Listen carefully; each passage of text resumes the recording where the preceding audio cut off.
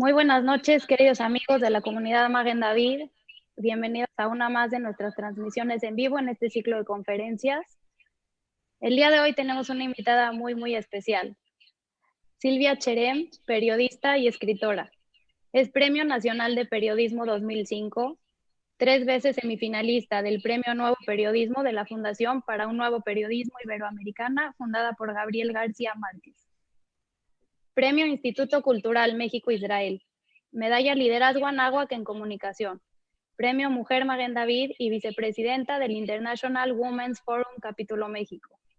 Desde 1994 publica crónicas seriadas, entrevistas de largo aliento y reportajes especiales de temáticas nacionales e internacionales de índole cultural, política, científica y social, especialmente en los periódicos del Grupo Reforma. Es autora de más de 10 libros de entrevistas, biografías y crónicas, entre ellos Trazos y Revelaciones, Entrevista a 10 pintores mexicanos, Al grano, vida y visión de los fundadores de Bimbo, Israel a 4 voces, conversaciones con Amos Oz, David Grossman, Abe Yoshua y Edgar Keret. Y los 2 más recientes editados por Penguin Random House, 100 rebanadas de sabiduría empresarial y la novela Esperanza Iris, Traición a cielo abierto. Es coautora de Imágenes de un encuentro, la presencia judía en México durante la primera mitad del siglo XX. Entre los premios Nobel ha entrevistado a Shimon Peretz, Nadine Gordimer, Elie Wiesel, Oscar Arias y Octavio Paz. Su entrevista a Paz, titulada Soy otro, soy muchos, forma parte del tomo 15 de las obras completas del Nobel de Literatura. Silvia, en resumidas cuentas, una pequeña semblanza porque hay mucho que decir de ti. Ahora sí que la entrevistadora de entrevistadoras, y es difícil estar ante tu presencia, pero un honor. Muchas gracias por acompañarnos hoy. Y gracias por la invitación. Me siento muy honrada de estar en este foro, de ver tanta gente que se conecta a los Zooms que están organizando y de ver a una comunidad tan entusiasta reinventándonos con estos nuevos tiempos. Muchas gracias. Bueno, para comenzar, Silvia, ¿cómo comienza esta historia? Platícanos del inicio, remóntate hacia atrás, hacia tu casa, hacia los inicios en el periodismo. Si te busca uno en Wikipedia, como te decía, lo primero que uno encuentra es que eres hija del ingeniero José Cherem y de Linda Cherem. ¿Viene de casa este impulso? Bueno, me siento muy honrada de que comencemos nombrando a mi papá, que siempre aplaudió cada uno de los, o sea, lo veo en cada vez que presento un libro, cada vez que doy una entrevista, lo tenía en primera fila, llorando de emoción, poniéndome más nerviosa con su emoción contagiosa. Y también tener a mi mamá, que tengo la fortuna de tener a mi mamá, de tenerla cerca, de que esté siempre conmigo, de que comparta cada uno de los espacios en los que yo incursiono, acompañándome a entrevistas, acompañándome a conferencias y siendo realmente una compañera en estos tiempos de vida. Entonces, muchas gracias por comenzar con ello. Y sí te diría que, bueno, mi papá fue el primer ingeniero civil de la comunidad y creo que uno de los primeros profesionistas, si contamos 3 profesionistas que han sido los primeros en la comunidad, mi papá fue uno de ellos y además fue maestro catedrático universitario. Y tanto a mi papá como a mi mamá, que además estudió un año fuera de México, creo que fue en su secundaria o en su primaria, estudió en Estados Unidos, para ambos el valor de la educación era fundamental. Y sí, nos criaron en un hogar donde la educación era lo más importante. Y te diría que con ello, en mí sembraron, me dieron el aliento y me dieron las alas. Lo que siempre le digo a mi mamá es que si es cierto que me dieron el aliento y las alas, no tenían pensado que yo fuera a hacer nada de mi vida más que una buena estudiante y luego una buena mamá y una buena ama de casa. Así es que rompimos cánones, rompimos los parámetros y como hijos de los nuevos tiempos o hijas de los nuevos tiempos, pues había que esforzarse 10 veces más que un hombre para salir adelante. Y eso es lo que finalmente he tratado de hacer. Y bueno, pues el principio profesional, yo te diría, parir la carrera del periodismo, siempre digo que fue con dolor, con bastante dolor, porque me fui a dar un encontronazo fuerte contra la pared con casi mi primer reportaje. Primero trabajé haciendo muchas cosas comunitarias, trabajé en el periódico El Deportivo desde el adolescente, luego hacía yo un periódico con queridísimos amigos que se llamaba Col Sioní, que era de la Federación Sionista, el grupo de amigos entrañable, extraño de hecho mucho a Frida Staropolsky, que fue mi amiga hasta el último aliento, falleció hace poco tiempo y le extraño a morir. Y bueno, con ella, con Susi Anderman, con Marcos Meta, con Mardo Staropolsky, hacíamos aquel periódico que casi teníamos que salir a vocear. Lo armábamos, lo escribíamos con 25 nombres cada uno de los artículos. Y luego también hice la revista de los amigos de la Universidad Hebrea de Jerusalén y la revista del Colegio de mis hijos de Beta y Eladim. Y cuando mis hijos ya habían crecido un poco, decidí que ya con una maestría para entonces en sociología, que lo que yo más quería era comenzar en el periodismo real. Y eran los tiempos en que el zapatismo había tomado Ocosingo, Altamirano y las Margaritas en Chiapas con un reclamo social muy importante y yo quería comenzar a escribir. Y me acuerdo que llamé a muchos periódicos tocando la puerta y diciéndole que quería escribir, que no tenía mucha experiencia en medios públicos, digamos, pero que tenía muchas ganas. Y en todos lados me dijeron, no hay lugar. Y alguien me dijo, si no vas con padrino no vas a entrar a ningún lado. Y yo dije, sin padrino voy a entrar porque tengo ganas y porque lo voy a lograr. Y me acuerdo que habían venido a México gente de Ocosingo, de Altamirano y de las Margaritas, que se decían a sí mismos víctimas de los zapatistas. El zapatismo en aquel momento era como lo más de moda, lo que todo mundo quería hacer, todo mundo quería apoyar desde los intelectuales de Francia y los intelectuales del mundo entero, porque el subcomandante Marcos era casi como un nuevo Che Guevara al que todo mundo apelaba y con el que todo mundo quería identificarse. Y bueno, ir a hacer un reportaje como el que yo iba a hacer, que era ir a hablar con los contrarios, con las víctimas del zapatismo, pues no era lo políticamente apropiado, no era lo correcto. Pero yo sabía que esas gentes, que eran más de 100, tenían información que ningún medio estaba publicando. ¿Por qué irrumpió el zapatismo en ese momento cuando el Tratado de Libre Comercio se iba a firmar? ¿Por qué en ese momento y no antes? ¿Quiénes estaban detrás? Y bueno, me fui a su huelga de hambre, me gané su confianza, me iba todos los días a sentarme con ellos y acabaron contándome una historia tremebunda donde todos los actores del entorno político, religioso, económico de México sabían que se estaban armando en Chiapas y nadie había hecho nada. Lo sabía la iglesia, lo sabía el ejército y lo sabía la presidencia, que eran como los grandes intocables de México en aquel momento. Y bueno, pues armé un buen reportaje, se lo acabé llevando a René Delgado, a quien le agradezco siempre porque fue quien me abrió las puertas del Reforma, y después de haberme dicho aquí no hay lugar, pues como te digo, me abrió las puertas y la historia comenzó. Alguien me dijo, te van a mandar a matar, no publiques eso. Y pues lloré mucho, sufrí mucho, pasé una semana muy difícil. Afortunadamente mis papás no estaban en México porque mi papá era muy miedoso, me hubiera dicho que no lo publique. Y Moy, mi esposo, que siempre hacía un apoyo sustancial, y mi suegro entonces, que es osado como él solo, me dijeron, aviéntate y públicalo, no va a pasar nada. Y realmente no pasó nada, muchas cartas al periódico, y de allí empieza esta carrera que yo digo que la parí con dolor. Sí, lo dices bien. Publicas ahora con una editorial muy prestigiada, Penguin Random House. No ha de haber sido fácil llegar hasta ahí. Pues no, no fue fácil. Tuve muchas situaciones complicadas para alcanzar a estar allí, pero nada me llena más de satisfacción. Trabajar con Roberto Banchik, con David García Escamilla, con César Ramos, con Marisol, con Esther, con gente maravillosa que no solo apoyan el trabajo, sino que se han vuelto amigos, es lo mejor que me ha podido pasar en mi vida profesional reciente.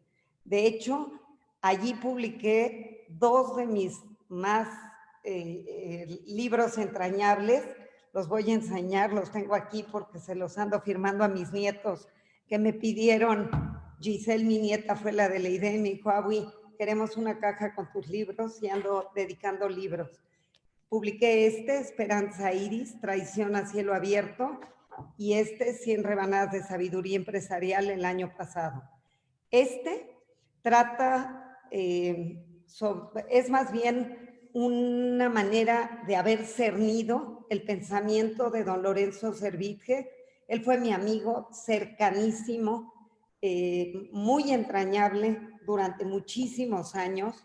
Yo lo conocí en 1995, cuando empecé a escribir en el Reforma. Cualquier gente que me decía que conocía a alguien, le decía, llévame con él, lo quiero entrevistar. Y me preparaba como loca. Y en ese caso, Carlos Verdeja, el esposo de Dileri, mi amiga, me dijo, yo conozco a don Lorenzo Servitje. Y le dije, ¿sabes qué? Tengo mucha curiosidad de saber por qué la gente que trabaja en Bimbo se siente tan absolutamente orgullosa de portar la camiseta. Algo debe estar pasando en esa empresa y quiero aprender. Quiero decirte que una de las herramientas principales del periodismo es ser curioso, y eso siempre fui curiosa y preguntona desde niña. Entonces llegué así con don Lorenzo y le dije que le quería hacer una biografía y me mandó inmediatamente a volar. Me dijo que alguien escribe su biografía cuando ya está listo para morirse, cuando ya no tiene proyectos, y que él tenía muchos proyectos en turno y no le interesaba para nada, pero que si a mí me interesaba la Fundación Mexicana para el Desarrollo Rural, y yo estaba haciendo mi tesis de maestría justamente del campo en México y de los cambios a los artículos constitucionales, que él me podía remitir con gente para que yo entreviste y haga un reportaje de la fundación. Y le dije, va, y me acuerdo que me llenó un blog como con 40 nombres. Y dijo, a esta sí ya me la quité de encima. Y me dijo, entrevista a toda esta gente y haz un reportaje. Pues no solo entrevisté a esas 40 gentes, entrevisté también a quien era el secretario de Educación, de Agricultura en aquel momento, a Francisco Labastida Ochoa, y lo comprometía a que cada quinto que ponía la iniciativa privada, el gobierno pusiera un quinto para la fundación, porque ellos tenían el know-how de cómo generar desarrollo rural. Me fui además a hablar con las mujeres que apoyaban en Cuernavaca y en distintos pueblos de Guerrero, y el reportaje ocupó 2 páginas de Reforma. Me acuerdo que don Lorenzo me dijo, ¿y cuánto me va a costar? Le dije, nada, a mí me paga el periódico. Y entonces de allí comenzó una amistad increíble. Cada vez que yo publicaba en cualquier página del periódico, él me llamaba, fuera en una página de arte, fuera en una página de cultura, en una página de política, él siempre me llamaba a darme sus comentarios. Y así comenzamos una amistad, y un día, pasaron los años, venía a comer a mi casa continuamente, hablaba con mis hijos, él estaba empeñado en aquel momento en rescatar Barcel, y me acuerdo que traía muestras de productos nuevos que él quería lanzar. Los taquis se probaron todos en mi casa. Les traía a mis hijos chiquitos y les decía cuál te gusta, cuál no te gusta. Y realmente un día le dije, don Lorenzo, yo no puedo seguir en la vida sin compartir todo lo que mi familia ha aprendido de usted. Así es que voy a escribir el libro, con usted o sin usted. Y era un coqueteo continuo, porque por un lado me compartía sus diarios, sus escritos, sus muchas cosas, y por el otro lado me decía que no quería una biografía. Finalmente lo logré y en 2005, o sea, ya me han pasado 10 años, me dijo, está bien, estoy de acuerdo, pero solo con una condición, que también le hagas su biografía a mi cuñado Jaime Corva y a Roberto Servitje, mi hermano, porque tengo una deuda de honor con ellos. Y eso fue otra historia, eso fue complicadísimo. Jaime Corva me decía, a mi casa no entra una mujer con pantalones. O vienes en falda o no entras. Pues no, señor, vengo en pantalones y vamos a dialogar. Y nos volvimos cercanos, pero más de una vez me corrió de su casa. Fue muy, muy, muy difícil y finalmente salió en 2008, creo que fue, Al Grano, Vida y Visión de los fundadores de Bimbo, que además fundé una editorial para cuidar la edición de principio a fin.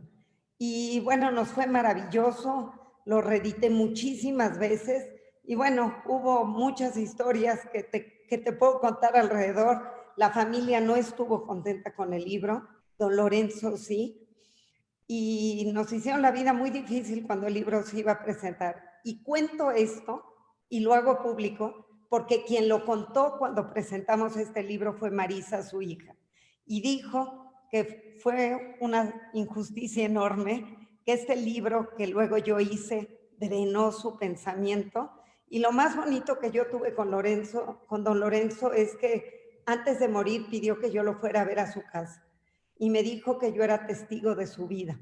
Y todavía no aparecía el libro y yo iba temblando porque sabía que a lo mejor otra vez nos venía un conflicto con la familia. Y entré a la casa y para mi sorpresa, todas las hijas tenían libros para que yo les firmara. Y entonces subí con don Lorenzo y le dije, no va a creer lo que acaba de pasar allá abajo, don Lorenzo. Sus hijas me pidieron que por favor les firme los libros. Y me levantó nada más la mano así.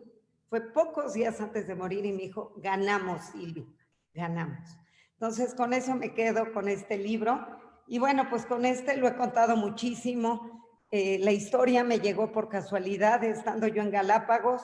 Una mujer de Hawái me contó que sus padres venían en un avión en el que había explotado una bomba y que fue en 1952 y que nunca más volvieron a México porque había explotado una bomba en un avión de Mexicana de Aviación. No me supo decir más. Llegué a México pensando que iba a hacer un reportaje para el periódico y pues la suerte fue que no solo hice un reportaje para el periódico, sino que me volqué a profundidad a investigar absolutamente todo el caso. Comencé con las hemerotecas, luego de la hemeroteca conseguí un libro en una librería de viejo en Londres que hablaba del tema, que se llamaba Seven Shares in a Gold Mine. Luego supe que esto tenía que ver con Esperanza Iris porque fue su tercer marido quien puso la bomba en el avión, y entonces busqué a familiares de Esperanza Iris, di con Rubén Ibarra, que si está por allí, le mando todo mi amor porque fue una amistad no cercana y entrañable, sino una complicidad para escribir juntos el libro. De ahí llegué también con Julieta Rivas Guerrero y con Sergio López Sánchez del CITRU, del archivo que tiene el CENARTE. Ellos habían escrito un libro y me compartieron increíbles archivos para hacer la biografía. Luego llegué al archivo de la Ciudad de México, donde Carlos Enrique Ruiz Abreu tiene un fondo especial Esperanza Iris que él rescató de la construcción del teatro cuando lo estaban tumbando para remodelarlo. Imagínate, más de 30,000 documentos que pude revisar uno a uno. Y luego llegué al archivo de la Suprema Corte de Justicia a través de Olga Sánchez Cordero. Y luego llegué con los archivos de los abogados del caso, porque fue el escándalo noticioso más importante de la época. E inclusive pude platicar con la familia del piloto, porque logró ese piloto, fue más importante que lo que hizo el piloto del Hudson, que logró, ¿se acuerdan ese avión que bajó en el río? Imagínense este piloto con un agujero, porque explotó la bomba en el avión, con un boquete gigantesco. Se encuentra una pista en construcción, que ¿saben cuál era? Santa Lucía. Y allí bajó el avión y salvó a toda esa gente. Así es que ese piloto, Carlos Rodríguez, fue un verdadero héroe. Y también, bueno, pues pude platicar con un sobrino nieto de Emilio Arellano, el cómplice de Paco Sierra. Pude platicar con los familiares de Clotario Margali, del juez. Y pude platicar con gente que trabajó en la Casa de Esperanza Iris. Y bueno, todo lo que está en este libro, y pregúntenselo a cualquiera que en 1952 hubiera tenido 15 años, todo o 13 años, porque fue el Netflix de la época, todo está en este libro. Y pues por ahí está mi suegro lo leyó, mi suegro lo vivió y me dijo todo que es verdad. Así es que gracias, Chapito, porque se lo aventó completo y lo leyó de cabo a rabo, muy emocionado, y me llena de alegría mi suegra que lo leyeron. Mi mamá, por supuesto, y mi papá. Que mi papá me rogaba que saliera esta edición y se la acabé dedicando a él al final, porque esta edición me lo pedía en el hospital, ya que salga la edición con el último capítulo que quieres incluir. Y bueno, pues está aquí el libro. Sin duda un verdadero tesoro tus experiencias y bueno, algo de lo más hermoso que me ha traído la pandemia, yo también los tengo, los necesito presumir, porque sí son un verdadero tesoro y te agradezco y agradezco a Penguin Random House también porque es un maravilloso trabajo, te agradezco, gracias. Gracias a ti. Mi siguiente pregunta es, te casaste bastante joven, Silvia. Fuiste mamá mientras cursabas tu carrera de comunicación en la Anáhuac y luego hiciste una maestría en sociología en la Ibero. Tuviste y criaste 3 hijos y siempre has trabajado combinando el periodismo con la familia, con plena convicción feminista, eso también. ¿Cómo has logrado todo este equilibrio?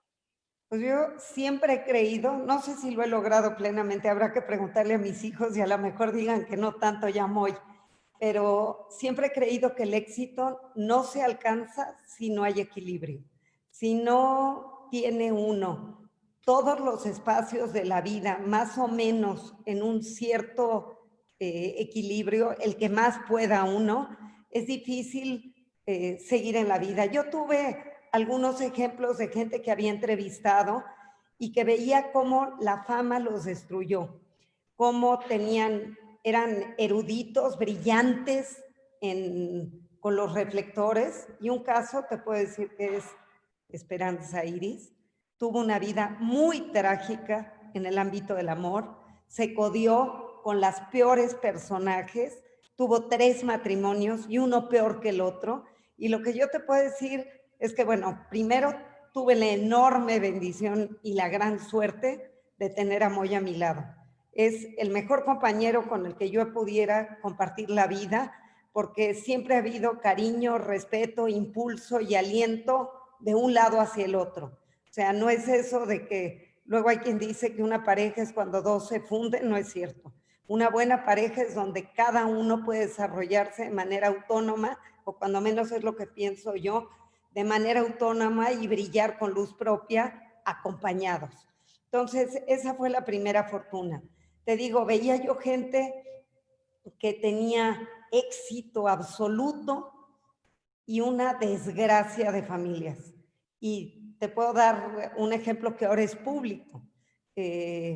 La hija de Carlos Fuentes, yo iba a entrevistar a Carlos Fuentes, trabajé durante un año, leí todos sus libros, me carteé con él durante un año, ya me había comprado mi boleto para ir a verlo a Inglaterra porque vivía en aquella época en Londres, teníamos un contacto directo y un buen día se le ocurrió meterse a ver un poco qué es lo que estaba yo haciendo.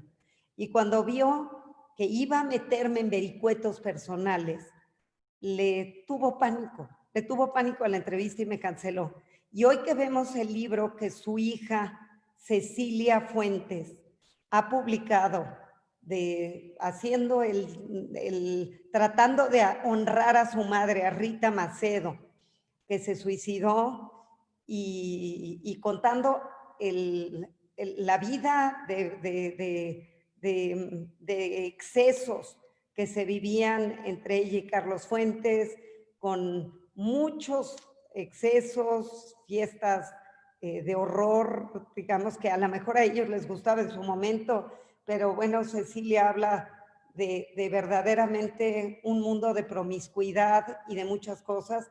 Y luego Carlos se casa con Silvia Lemos y bueno, sus 2 hijos por distintos motivos tampoco llegan a la vida adulta. Entonces, digo, ese era como uno de los modelos que yo veía de lo que no había que hacer si había reflectores. Siempre había que tener los pies bien puestos en la tierra y bueno, lo siento mucho por él porque es un gran escritor, pero a muchos les pasa eso.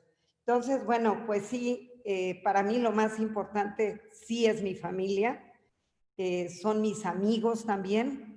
Extraño mucho, como dije, a Frida, extraño mucho a Nadine y todos los demás que allí están y que saben cuánto los quiero. Los adoro, son parte esencial en mi vida. He tenido la fortuna de ser amiga de muchos de los que he entrevistado, algunos se han ido. Teodoro González de León, con quien tuve una amistad muy profunda, don Lorenzo, como te dije, Miguel Cervantes, Felgueres, que aquí atrás tengo un cuadro de él honrándolo porque lo quise muchísimo, Leonora Carrington, Gilberto Aceves Navarro. Todas estas personas nutrieron mi ser, nutrieron mi alma y nutrieron a la familia, porque continuamente venían a la mesa. Me acuerdo alguna vez que eran muy chiquitos mis hijos y estaba Juan Soriano en mi casa con Mare Keller, que era su pareja, y se sintió mal alguien en la casa, y bueno, ahí estábamos todos como familia tratando de velar de honrar la amistad y de ayudarnos. Y bueno, hoy mis nietos son mi vida, ellos lo saben. Si algo ha sido terrible en esta pandemia es no poderlos abrazar. Los amo con todo mi corazón y lo único que he hecho es contarles cuentos en Facebook. Ahí están mis cuentos. Tengo ahora muchos fans, niñitos que se me han acercado. Uno, Diego López Duplán, una pulguita de 4 o 5 años, me va a mandar sus libros favoritos para que yo los cuente también. Así es que, bueno, algún servicio a la comunidad vamos haciendo en tiempos de COVID. Y me decías del feminismo, sí, el feminismo es una de mis banderas. Y hablando contigo, me decías que alguien con quien platicabas, dímelo tú si quieres.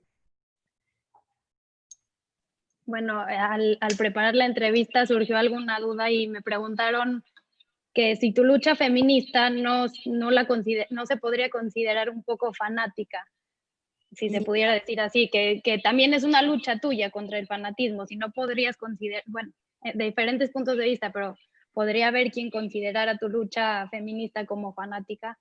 No, mira, yo te voy a contestar algo y ese es, hasta te pregunté, ¿quién te lo preguntó? Seguramente un hombre. Solo un hombre que no entiende lo que está diciendo pudo haber hecho una pregunta como esa. Y te lo voy a decir muy claro.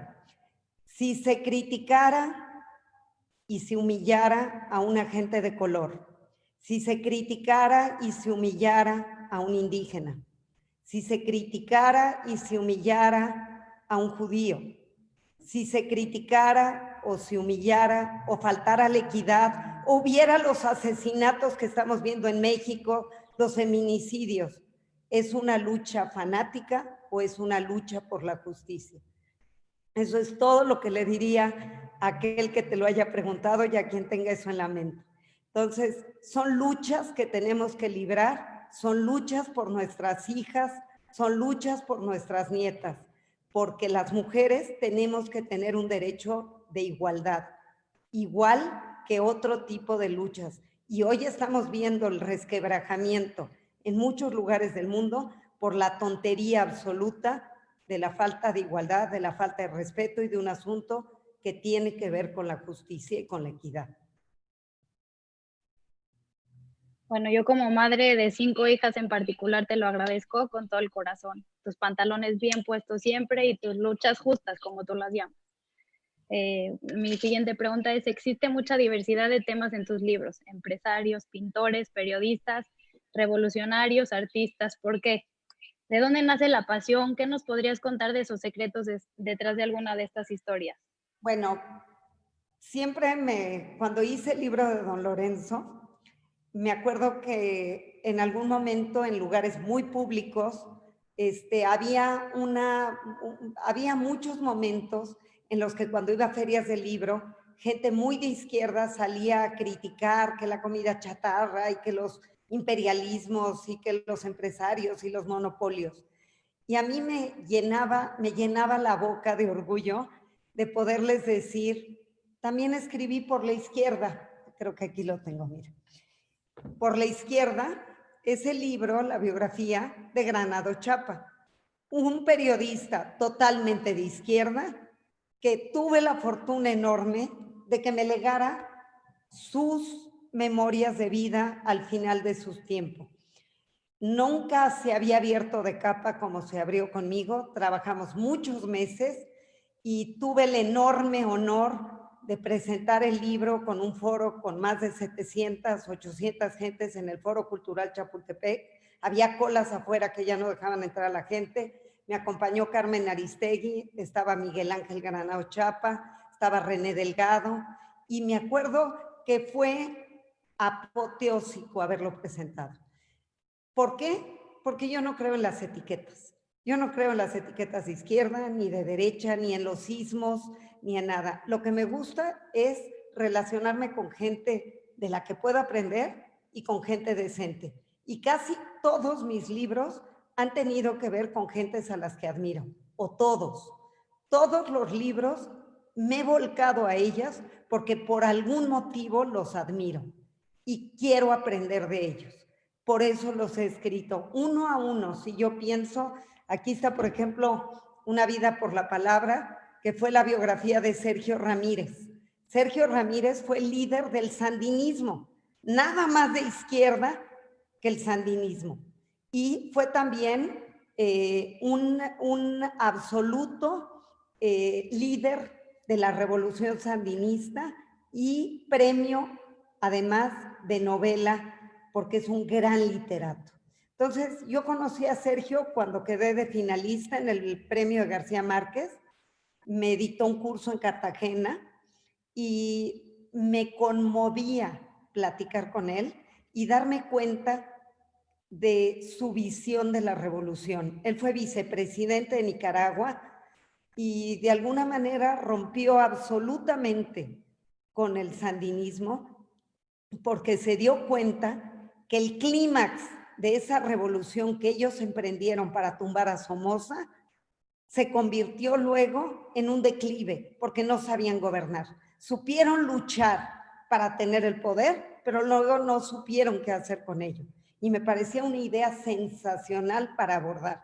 De hecho, este libro que se llama Una vida por la palabra, que lo publicó el Fondo de Cultura Económica, para mí debió haber sido el título con el que yo lo escribiera, Ilusión Perdida, porque eso es lo que fue. Cómo se pierden las ilusiones con esas grandes revoluciones populistas que creen que van a lograr sus cartas a Santa Claus y luego se dan cuenta que nada logran obtener después de que llegan a la cima del poder. Y este libro fue una maravilla porque con Sergio, para poderlo escribir, me invitó a vivir en su casa en Nicaragua.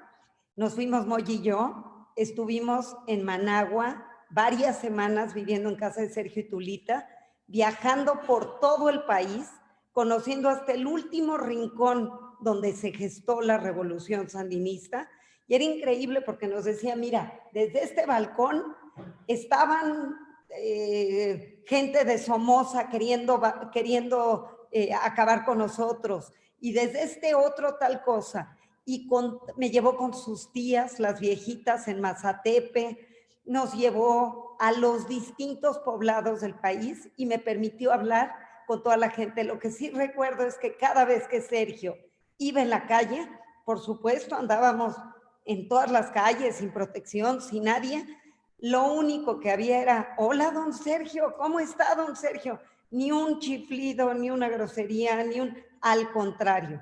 Y con toda esa gente pude platicar, por poblado. Entonces, tú imagínate, de la mano de un protagonista, haber podido visitar su país, conocer su historia, y luego de un literato, que me dio muchas herramientas para aprender a escribir, para aprender a pulir lo que yo hacía. Entonces, yo solo le tengo gratitud a Sergio. Ahora, ¿Quieres que te cuente algunas otras historias? Mencionaste a Shimon Pérez. Cuando yo iba a entrevistar a Shimon Pérez, Alejandro Saltiel, que fue muy querido y cercano amigo mío, Londi Bitzman era su verdadero nombre, el esposo de Lili Saltiel, a quien adoro, quería que yo le escriba su biografía. Y nos dábamos unos agarrones tremendos hasta que le dije, yo te ayudo, pero la vas a escribir tú. Y lo hizo. Quien haya estado en su campaña para el apoyo de los judíos de Cuba seguramente recibió su libro. Lo acabó haciendo él. Me acuerdo que me mandaba cheques y le decía, no cobro ninguno, Londi. No cobro ninguno porque yo te ayudo por amigos. Y bueno, él me regaló su tiempo, era muy amigo de Shimon Pérez lo amaba. Y me acuerdo que yo quería entrevistarlo y me dijo, tienes mi hora de amistad, la tienes tú. Pero a Andrés Roemer le tocaba entrevistarlo antes que a mí. Y con las cámaras de la televisión encendidas, se siguió y se siguió y se siguió y mi tiempo se acabó. Y cuando me di cuenta y yo traía, bueno, había leído varias biografías de él, pues ya nada más me quedaban 10 minutos y le dije, no, Shimon, yo vengo muy preparada para hacerte una biografía muy completa. Quiero verte, ¿a qué horas? Me voy en el coche contigo a tu siguiente entrevista, o me voy en la que siga, o nos va. Y me dijo, no, es que no puedo, voy aquí a Los Pinos, estábamos en Polanco. Le dije, ¿a qué horas regresas en la noche? Me dijo, me vio tan entusiasmada y tan deseosa de hacerlo, que me dijo, yo regreso, tengo una cena a las 10 de la noche en la Hacienda de los Morales, seguramente vuelvo como a las 12. Le dije, yo desde las 11 de la noche voy a estar aquí sentada. Me senté en el hotel a esperar y llegó como a las 12, me acuerdo que venía en Alfonsín también, porque no sé por qué estaba también para un congreso, y venía borrachísimo Alfonsín con un gorrito en el elevador, me subí con él, llegué al cuarto donde estaba Shimon Pérez y nos quedamos de 12 de la noche a 4:30 de la mañana. Y esa fue la primera entrevista y luego hubieron varias más. Entonces, hay que ser osado, hay que prepararse. Con los pintores, bueno, adoro el arte. Me acuerdo que cuando iba a hacer mi libro de trazos y revelaciones, yo le tenía mucho miedo a Cuevas y era el único que me faltaba y lo quería, pero me faltaba. Cuando le hablo, le digo, mire, le habla Silvia Cherem, seguramente usted no sabe quién soy. Ah, ¿cómo no? Te estoy esperando hace no sé cuánto, porque tú ya le sacaste 3 páginas a Toledo en el periódico y no estás volteándome a ver a mí, ya 3 páginas a Felgueres y estoy esperando tu llamada hace no sé cuánto. Y fueron encuentros increíbles porque fueron cuando su mujer estaba muy enferma de cáncer y cuando estaban con muy malas noticias y pude ver al hombre detrás de la máscara. Y lo mismo con Julio Galán, con quien estuve en Monterrey muchas sesiones, y con Aceves Navarro, que me le desmayé yo en la entrevista de lo emotivo que fue todo lo que estaba pasando en un restaurante, me desmayé, fue una cosa tremenda. Y bueno, con Octavio Paz, que hubo, una vez que se publicó, estaba furioso y ya no quería que se publicara, y hubo que negociar, y hubo que volver a vernos.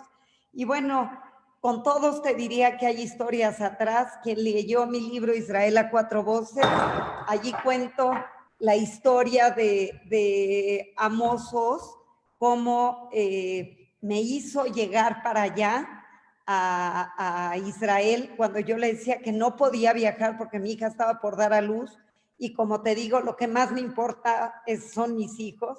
Y me dijo, pues si no vienes ahorita, no vienes nunca. Y entonces viajé de ida y vuelta 2 días a Israel para poder estar en el parto de sus gemelitas y fue terrible. Y aquí cuento por qué me trató como me trató y cómo él tenía un conflicto tan severo con la mujer y con la maternidad, y el hecho de que yo diera esa excusa, pues para él no era una excusa válida. Quienes conocen la vida de Amos Oz saben que Amos Oz se suicidó. Su madre se suicidó cuando él tenía 12 años y pues nunca pudo superar la pérdida de su madre y el abandono. Y eso le pesó hasta el final de sus días. De hecho, su gran obra trata justamente como leitmotiv de esa pérdida de su madre, una historia de amor y oscuridad. No sé de qué más te cuento. Ya te conté algunas. Yo creo que de verdad, a lo mejor podríamos hablar con Penguin porque creo que tienes que hacer un libro de las historias detrás de las entrevistas, porque son maravillosas. Todos te acaban por decir que los desnudaste a cada personaje que entrevistas, desde Paz, Cuevas, Toledo o Aceves Navarro, hasta Servidge. Inclusive creo que Shimon Pérez, con quien pasaste sesiones de madrugada. ¿Qué hay detrás de esto, de desnudar el alma de la gente? ¿Y cuál es el secreto? ¿Es la seguridad en ti misma lo que los hace sentirse amigos cercanos tuyos para decirte todo de sus vidas? ¿O cómo le haces para crear un ambiente de desahogo, casi confesión? Yo creo que no hay secretos y que no hay recetas. Tiene que ver con hacer la tarea, tiene que ver con la empatía, tiene que ver con mirar a los ojos y la cercanía. Rosy Villarreal me acompañó, que fue mi editora en Reforma y a quien adoro, me acompañó una vez. Yo entré al Reforma y me quedé como freelance diciendo, me quiero quedar así hasta que me contraten, y finalmente decidí que no quería que me contrataran, que quería seguir como freelance, pero yo sentía que tenía que aprender mucho de ellos, que yo iba como improvisada tratando de hacer lo que podía, pero quería que ellos me enseñaran. Y un día Rosy Villarreal, después de la entrevista larguísima a Toledo y de la entrevista, todas iban publicando en Reforma, ella me las editaba, y Dinora Bazáñez. Y me acuerdo que Rosy Villarreal me dijo, oye, te quiero acompañar a una de tus entrevistas. Y yo iba temblando. ¿Por qué? Porque yo decía, pues mi maestra es ella, ¿no? Yo ¿qué le voy a enseñar yo? Y acepté que viniera porque yo ya había ido durante más de mes y medio al estudio de Soriano a trabajar en sus archivos, a verlo pintar, a verlo esculpir, a sentarme en la mesa con él y con Marek, que eran una pareja sensacional. Y era mucha la cercanía ya. Y entonces sentí que nada me iba a romper el entusiasmo de mirarnos a los ojos, la confesión, que yo iba a hacer la entrevista con toda la información que ya tenía y que así iba a funcionar. Y me acuerdo que Rosy vino, se sentó, ella en un lado, Juan y yo en otro, mirándonos a los ojos. Y su comentario después de 4 o 5 horas de entrevista fue, ¡qué barbaridad! No puedo entenderlo. No le quitaste los ojos de encima, no lo dejabas que él pestañara. Estaban conectados tú y él. Y yo creo que la conexión se daba porque había un legítimo y un genuino interés en conocerlo, y había un conocimiento absoluto de él. Él me decía, como me han dicho casi todos, que los conocía más que ellos a sí mismos. Y suena ridículo, suena absurdo lo que estoy diciendo, pero piénsalo así. Si tú abres los cajones de una determinada persona, es decir, su archivo personal, donde tiene guardado toda una vida, ahí está en el cajón. Y uno se le olvida lo que guardó en el cajón. Pero si alguien viene y mira lo que dijiste en 1960, lo que publicaste en 1980, lo que quisiste ver en 1990, las exposiciones, cómo fueron cambiando de una a otra. Que eso me pasó, por hacer un paréntesis, con Aceves Navarro. Aceves Navarro, como Cuevas, era de los pintores más verbales que habíamos tenido. Tanto él como Cuevas habían dado 1 millón de entrevistas. ¿Qué de nuevo se les podía preguntar? Y sin embargo, yo viendo los cuadros de Gilberto, veía que en todos sus autorretratos se tachaba la cara. Eran muy pocos en los que no tenía tachada la cara. Y uno de ellos, una exposición especial, se llamaba Cartas a mi madre. Y había miles, o no miles, pero sí decenas, quizás cientos de autorretratos con la cara tachada. Para mí había un mensaje clarísimo que jamás había develado. Es decir, ¿por qué te tachas la cara? ¿Qué le estás mandando? ¿Cuál es el mensaje que le mandas a tu madre? ¿Por qué le estás diciendo, mamá, no quiero que me veas? Mamá, mírame, no soy, no existo. Y entonces yo llegué con él y además había visto un acta de nacimiento de él en su archivo, porque siempre trabajó los archivos, donde decía que su nombre era Gilberto Horacio Pafnuncio Aceves Navarro.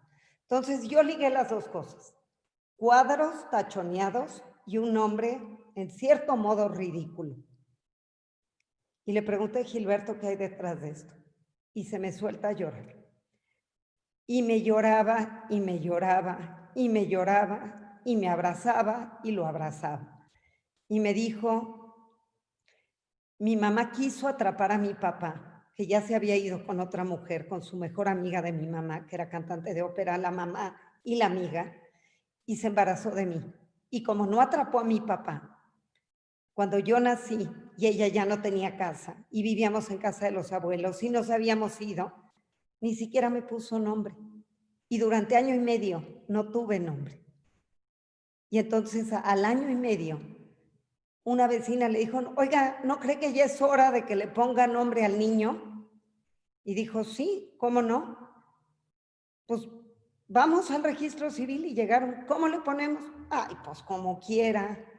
¿Cómo que como quiera? Pues mire, yo tengo, pues el que usted diga, le dijo al registro civil. Dijo, yo tengo un novio muy querido que se llama Gilberto. Y otra dijo, hoy en el Santoral es el día de los Horacios y los Pafnuncios. Pues póngaselos. Y así salió el nombre de Gilberto Horacio Pafnuncio. Ese fue el encuentro increíble que nos llevó a develar muchas cosas. Entonces, vuelvo a la otra historia. Rosy me dijo, nunca, yo ya estaba desesperada, ya me quería meter debajo de la silla, ya me quería ir al baño, quería tomar agua. Y tú durante 5 horas ni fuiste al baño, ni tomaste agua, ni le quitaste los ojos de encima. Yo creo que allí hay parte de esa conexión. Y te diría una más. Edgar Queret es alguien que ha dado miles de entrevistas. Y a mí me hizo confesiones que nunca había hecho. Lo conocí en México, también me quitaron mi espacio de entrevista, me lo quitaron porque vino a presentar un libro y me tocaban solo 15 minutos y decidí que iba a ocupar esos 15 minutos para establecer un vínculo con él y luego poder ir a Israel a entrevistarlo, porque también lo entrevisté a él, a David Grossman y Edgar Queret y a Alephet Yoshua en Israel, en 2 viajes distintos. Y entonces Queret lo había yo escuchado decir un día antes en la embajada que le quería comprar un regalo a su hijo y era algo rarísimo, de unos juegos muy elaborados, no te sé decir ahorita, no me acuerdo, pero oí decir y lo anoté.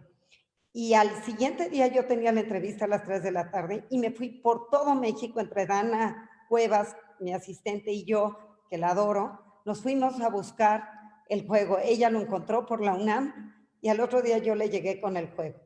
Y además le dije, una única pregunta. Edgar, en tus cuentos hay mucha gente que se suicida. ¿Por qué? Primero el entusiasmo de recibir el regalo y fuera de Israel se atreve a contarme todo lo que implicó ir al ejército y ver a sus amigos suicidarse.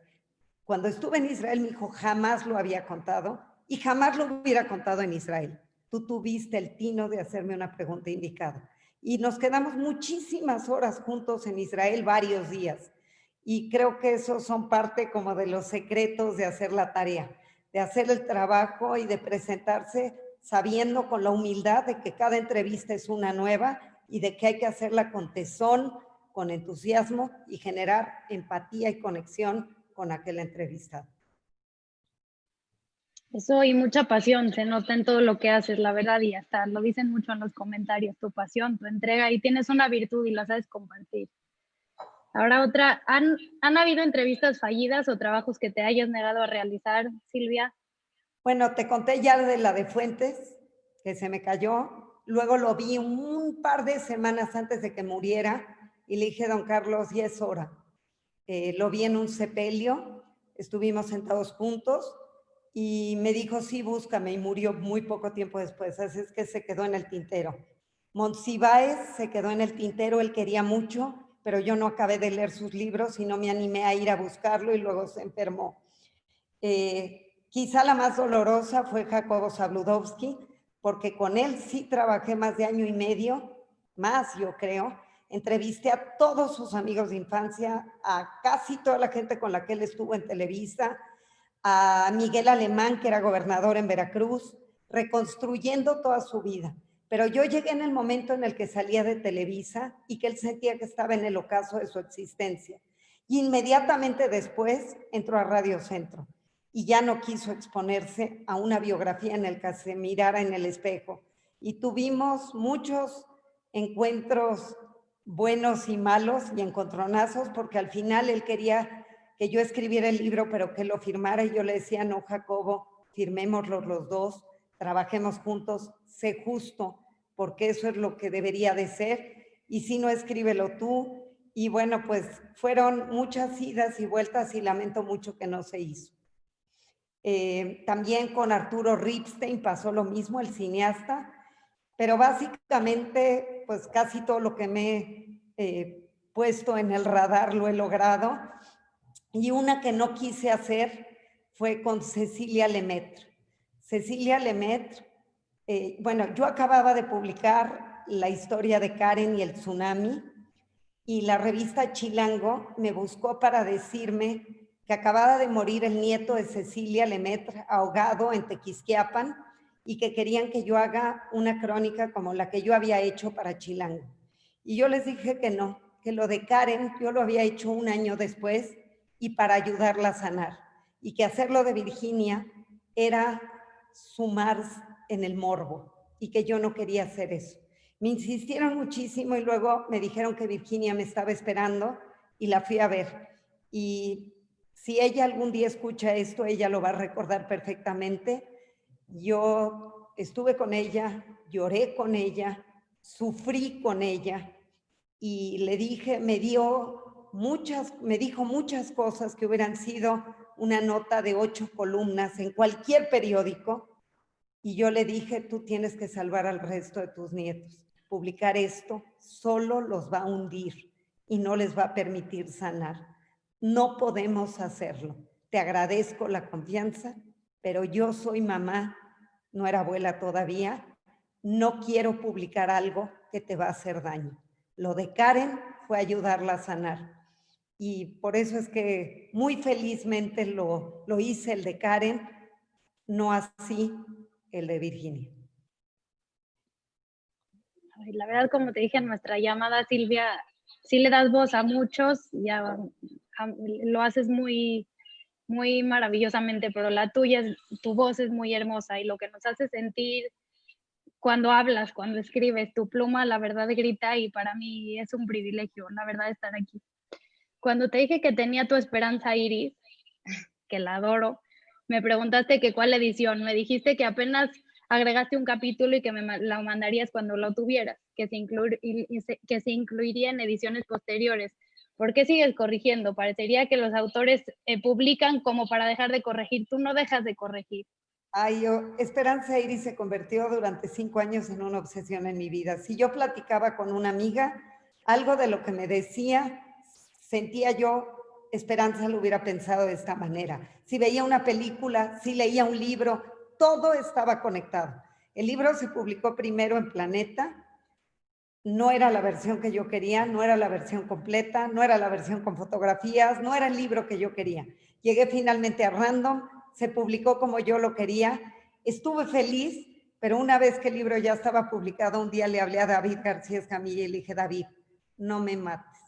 Es que escribí obsesionada, enloquecida, un capítulo que le falta al libro. Ya estaba el libro, ya es el libro que tú tienes y que yo tengo, el que acabo de enseñar. Bueno, pues ese capítulo va a entrar en una edición posterior, ahora que se acaben. Si alguien ya lo tiene y quiere que le mande el capítulo que falta, con mucho gusto se lo mando y ahí dice dónde va. Y le agradezco a David, porque David, como te digo, es de veras un mensch completito, un ser humano increíble, David García Escamilla. Y un ser grandotote con un corazón gigante, y aceptó el capítulo y me dijo, tienes razón, redondea todo, tienes razón, le falta, y qué bueno que lo escribiste. Así es que, ni modo, seguí en la obsesión. ¿Qué se le hace? 3, 4 ediciones. Octavio Paz, sin compararme con él, por supuesto, hacía lo mismo. Sus obras completas las pulió y las volvió a pulir y volvía a reescribir, y además me honró mucho que al final me dijo que quería que mi entrevista entrara en sus obras completas, y entró en la edición de Círculo de Lectores de España. En los 15 tomos, en el tomo 15 está, y en la del Fondo de Cultura Económica de México. Así es que muy, muy honrado. Sí, obsesiva, obsesiva. Y la verdad, como te diriges de tus amigos y de tu familia y lo honrada que te sientes de la gente que tienes cercana, me imagino que es recíproco y que la gente que te tiene cerca y te conoce se honra y es muy feliz de tenerte cerca porque se aprende de ti cada instante. Quiero terminar con esta y porque la verdad hay gente que ha estado escribiendo y te quieren felicitar, pero bueno, todos están como la pregunta que tienen es si hay algo más que estás haciendo en esta cuarentena, se está cocinando algo nuevo. Bueno, acabo de mandar un libro hace mes y medio a la editorial. Ya está aceptado, se va a llamar Ese Instante, y creo que no pudo haber sido más importante en esta época covidiana que un libro como ese. ¿Qué es? Tenía ilusión desde hacía mucho tiempo de hacer un libro de mis crónicas, crónicas de gente que ha sobrevivido tragedias y que ha sabido buscar la sonrisa en la tragedia. Y allí va, abre el libro Karen con la crónica de Yo sobreviví al tsunami, que la reescribí con cosas nuevas, con Karen, busqué mis notas, porque además cuando yo la publiqué en el Reforma, que fue la primer serie que se publicó en el Reforma, me acuerdo que el periódico se estaba reduciendo porque pues tiene que ver con los anunciantes. Y me acuerdo que Lázaro Ríos, a quien también fue un pilar en mi carrera, alguien muy importante en mi carrera, Lázaro Ríos me dijo, Silvia, está bien, puedes publicarla, era el año del tsunami, pero solo te acepto 3 entregas, para 3 días seguidos.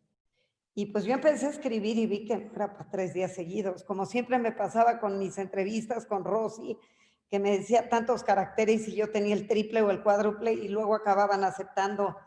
La de Octavio Paz fueron 5 hojas de Reforma. Entonces, me acuerdo que le dije a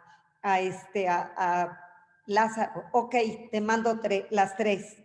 Le mandé las 3 y me habla y me dice, ¿y qué sigue? Estoy picadísimo, ¿y qué sigue? Le dije, ya me diste permiso, ¿verdad? Entonces de allí fueron las 6 o 7 partes, pero sí era una versión recortada. Busqué mis notas, reescribí esa crónica todavía mucho más a fondo, actualizada además. La segunda es una de Laura Iturbide, una querida amiga que sobrevivió a las Torres Gemelas, allí mismo en el hotel abajo de las Torres Gemelas. Ella se salvó, muchísimos de sus vecinos en el hotel murieron, casi todos, y la crónica es tremenda. Publiqué una parte en el Reforma en su momento, pero ahora la hice completa con mis notas de entonces.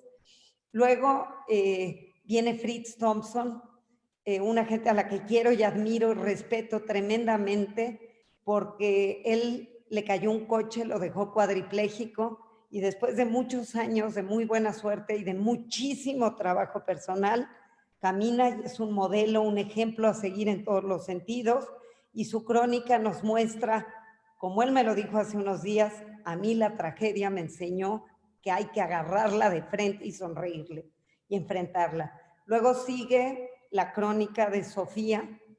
Sofía no es un nombre real, es la única que va en un cierto anonimato. Sofía podría ser yo o cualquiera de mis amigas, que cuando se hizo una prueba de embarazo supo que tenía SIDA, y fue el 5º caso en el mundo de una mujer embarazada con SIDA. Y bueno, son todo lo que ha vivido en la secrecía, porque nadie sabe su secreto. Y su hijo vive muy bien, su hija vive muy bien.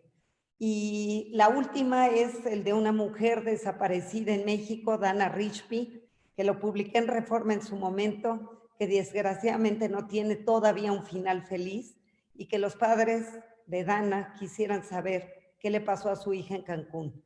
El caso de Dana se suma al de tantos desaparecidos en México, que son una desgracia los feminicidios y las desapariciones de mujeres. Entonces, ese libro saldrá muy, muy pronto. Estoy muy contenta, muy entusiasmada, muy agradecida con todos ellos, que sin ellos este libro no hubiera salido. Y bueno, tengo muchas otras crónicas para seguir haciendo crónicas de sobrevivientes y entrevistas, biografías, libros.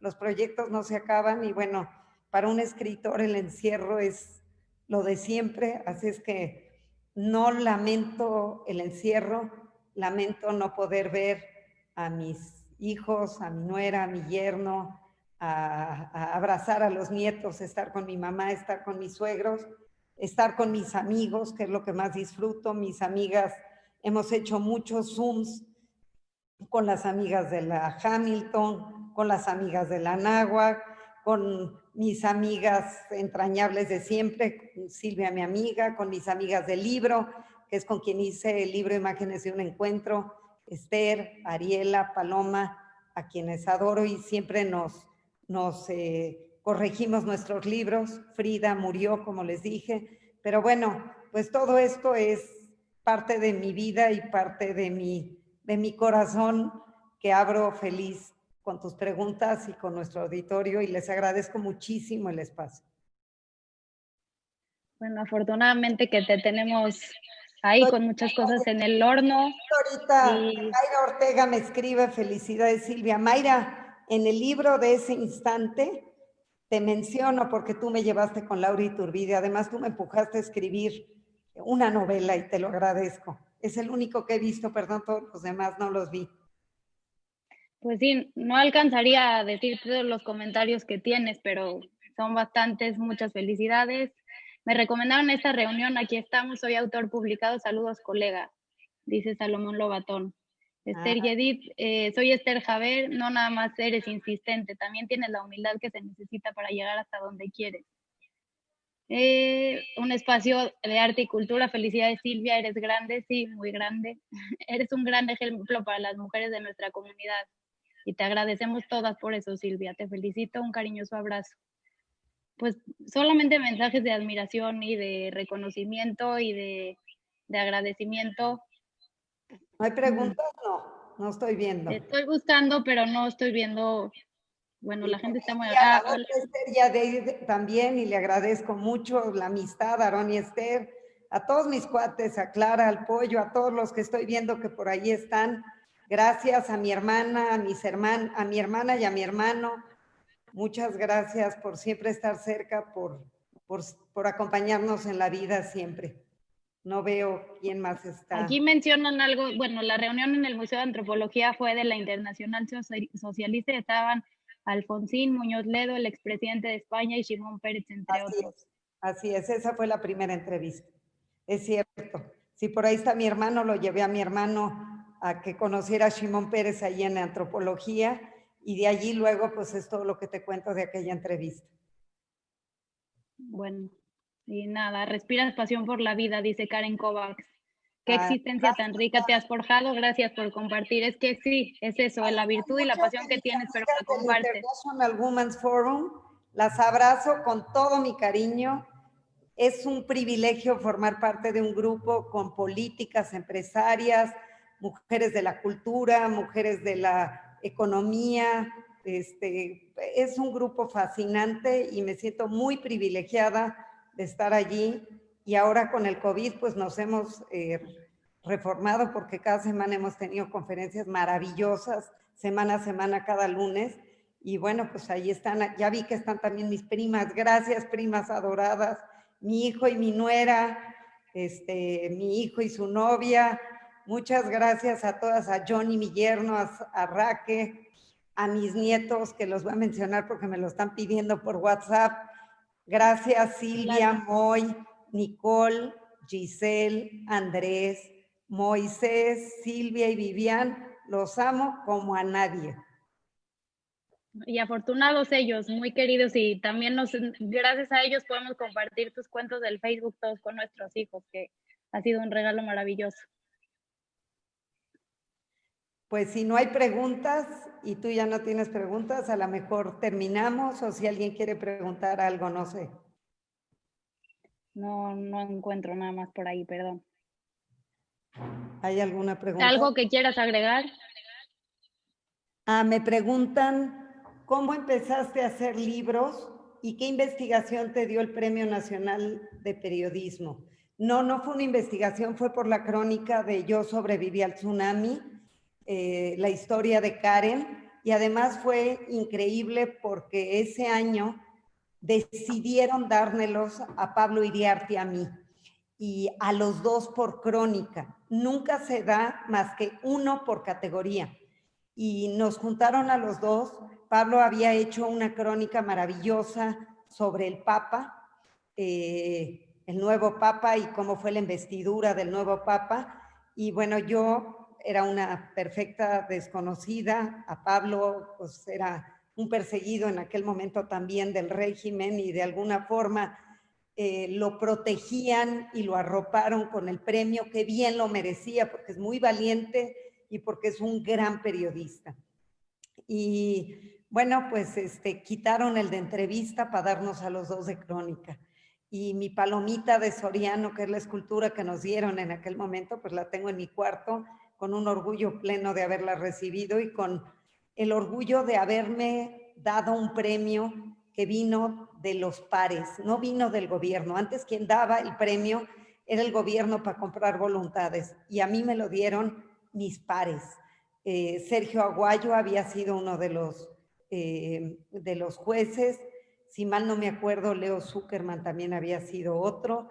No me acuerdo, pero Carmen Aristegui había sido otra, y me lo dieron mis pares. Y eso pues me llena de satisfacción y de orgullo. Y bueno, ¿cómo comencé a hacer libros? La historia es divina, porque yo publicaba en Reforma, y Gerardo Estrada, que era director de Bellas Artes, un día me habló y me dijo, oye, publiqué la de Toledo, y eran 3 páginas en Reforma, y me dijo, ¿tú sabes que lo que le sacaste a Toledo jamás lo ha dicho? ¿Cómo le hiciste? Entonces le conté que yo llegué a Oaxaca con mis hijos y que agarré el directorio y empecé Francisco Toledo, y que no daba. Y entonces que me fui a su museo en el centro, y que alguien me comentó que se llamaba, tenía otros 2 apellidos. Entonces empecé a peinar todo el directorio hasta que di con él. Todo el directorio, porque no estaba su nombre. Y oiga, usted no conoce a don Francisco, y que di con él. Entonces fui a entrevistarlo, llevaba un cuestionario larguísimo, elaboradísimo, y se me acabó los 3 minutos porque todo me contestaba sí, no, no, no, no, no.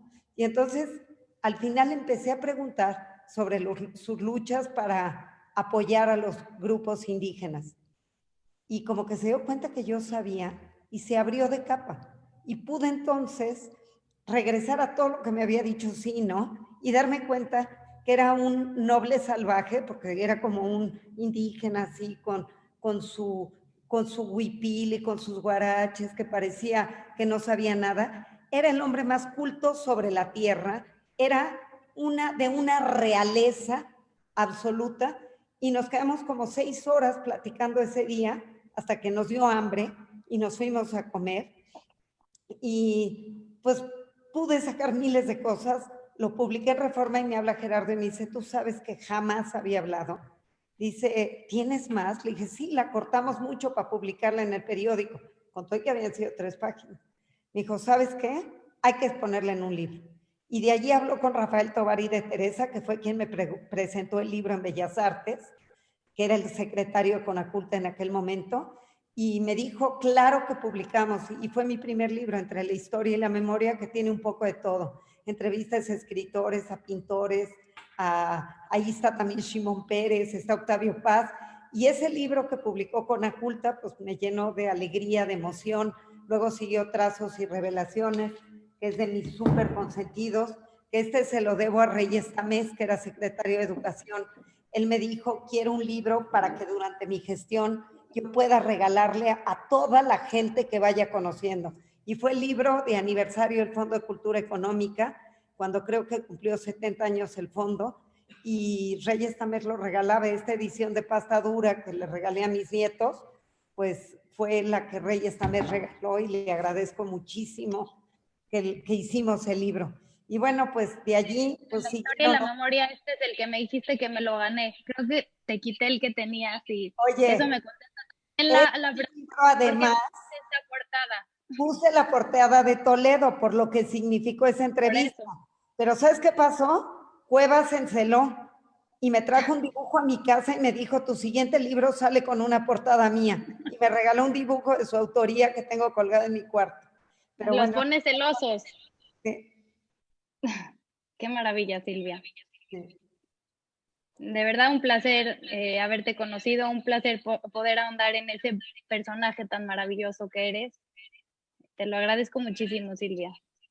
Bueno, pues muchas gracias. Estoy viendo aquí a mi amiga Heidi Storsberg, que escribe, ella es también parte de la mesa del IWF, y si vamos a tratar de dirigir el International Women's Forum en la próxima convocatoria, vamos a ver si somos electas para poder seguir adelante en la mesa, y me dice ella que yo he logrado romper muchos esquemas, muchos patrones, roles y estereotipos de la mujer judía, que qué busco en la pareja, que cómo lo he vivido con Moy, pues bueno, como todas las parejas, con entusiasmo, con pasión, a veces con agarrones, porque todas las parejas los tenemos, pero siempre con mucho amor, mucho respeto y mucha admiración mutua, y creo que eso es lo que se necesita para poder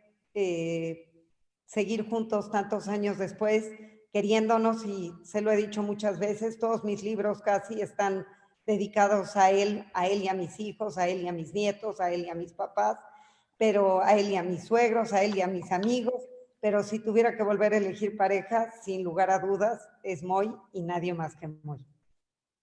Y yo como Heidi, que también escribe después de ese comentario, también te quisiera preguntar como mamá de mis hijas, ¿qué les dices a las niñas de la comunidad? Porque al final es un ejemplo para nosotras y para las siguientes generaciones. ¿Qué nos dejas? Que no hagan más que lo que su corazón, su mente, su pasión les indica, que sigan principios éticos, pero no dejen que nadie las apachurre, que nadie les diga que no pueden, que luchen por lo que creen y que alcancen sus sueños. Ese es el pensamiento que yo le dirijo también a mis nietas.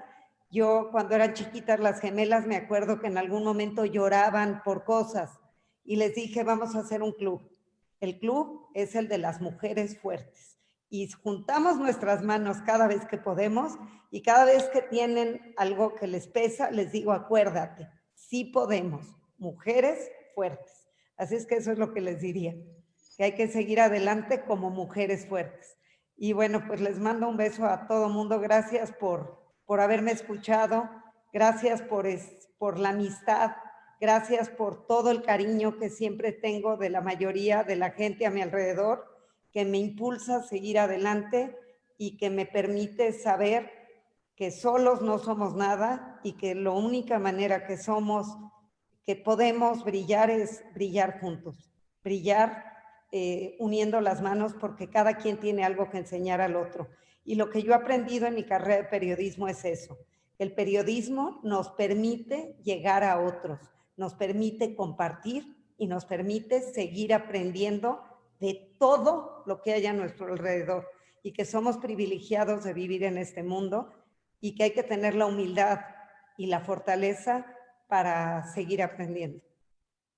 Pues cariño y admiración que te ganas, porque eres un ser humano maravilloso. Gracias. Muchas gracias, Gracias, Silvia, por Karen, y todo. gracias por tu entrevista. Gracias, comunidad. Gracias a la comunidad, gracias a todos. Gracias. Y que Saludos a se todos. Buenas preparen, noches. que siempre se preparen. Ese es el mejor mensaje. No es suerte, hay mucho trabajo detrás, y eso es lo que tenemos que hacer, trabajar para llegar, fijarse un objetivo y no quitarlo de la mira, llegar. Gracias. Yo sé que muchas te están escuchando. Muchas gracias. Gracias por todo, Silvia. Gracias, mi Gracias querido Roberto, mejorada. Él fue una puerta para abrirme también el cariño de don Lorenzo y nunca lo voy a olvidar, mi querido Roberto. Gracias. Muy buenas noches a todos. Gracias, buenas noches.